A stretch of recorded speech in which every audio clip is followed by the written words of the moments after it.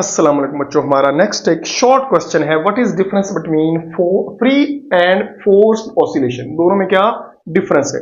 14.8 topic है, second year का chapter 2। बड़ा सिंपल सा है, दो डेफिनेशन है जस्ट। तो फ्री ऑसिलेशन क्या है बच्चों? हमारे पास एक पेंडुलम हो, ओके, हमारे पास कोई पेंडुलम है, उसको हमने एक हुक के साथ बांधा हुआ है और साथ एक मैस अटैच है, ठीक है। मीन पोजीशन पे पड़ा है ओ पे, हम उसको लेके जाते हैं ए पे, बस समझे, जस्ट ए पे ले जाके छोड़ देते हैं और वो खुद ब खुद क्या कर रहा है? ऑसिलेट कर रहा है, खुद ब खुद ऑसिलेट कर रहा है। बस समझ आ रही? यानी एक पेंडुलम है और खुद ब खुद इस तरह क्या कर रहा है? ऑसिलेट कर रहा है, उसके ऊपर कोई बाहर से फोर्स नहीं लग रही।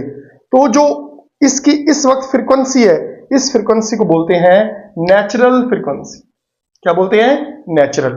तो अगर कोई पेंडुलम, कोई ऑब्जेक्ट अपनी नेचुरल फ्रीक्वेंसी के साथ ऑसिलेट कर रहा है तो इस फ्रीक्वेंसी को हम किसका नाम देते हैं?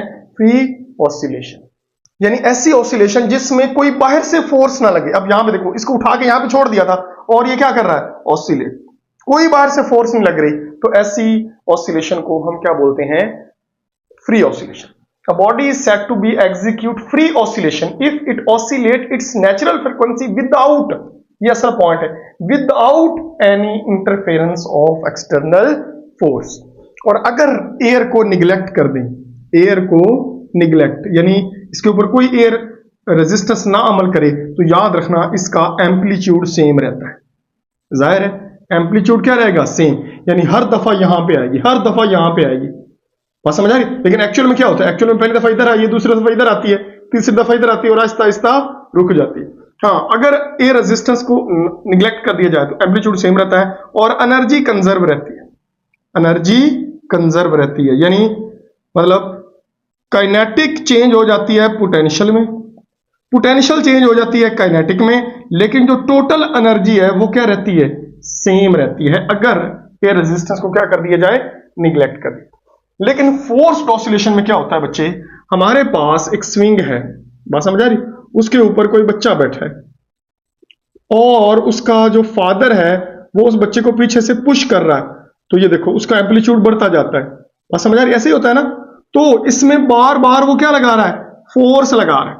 जब वो फोर्स लगाता है बार बार तो उसका एम्पलीट्यूड क्या होता है? बढ़ता है। तो ऐसी ऑसिलेशन को हम क्या बोलते हैं? Forced oscillation. A body is said to be execute forced oscillation if it oscillate with interference of external force। अगर एक्सटर्नल फोर्स एक्ट कर रही है तो वो कहलाती है फोर्स्ड ऑसिलेशन, और अगर एक्सटर्नल फोर्स नहीं है तो वो क्या कहलाएगी? Free oscillation. और उसकी फ्रीक्वेंसी को क्या बोलते हैं? Natural frequency. और इसको बोलते हैं ड्रिवन फ्रीक्वेंसी, यानी फोर्स्ड फ्रीक्वेंसी, यानी यहाँ पे फोर्स एक्ट कर रही है। और इसकी एक एग्जाम्पल है स्विंग, जूला, और दूसरी आप इसकी एग्जाम्पल दे सकते हो कि जो मशीनरी है, बात समझ आ रही? वो पत्थर को रगड़ रही है, वहां पे मशीनरी लगी है, तो मशीनरी चलती है तो वो फोर्स लगाती है और वो जो फ्लोर है, वो जो फर्श है, वो क्या करता है? वाइब्रेट करता है। बात समझ आ रही? तो इस वाइब्रेशन का नाम क्या है? Forced vibration. तो ये सिंपल सा डिफरेंस है between free oscillation and forced oscillation. मिलते हैं नेक्स्ट लेक्चर में, तब तक के लिए अपना ख्याल रखिएगा। अल्लाह हाफिज।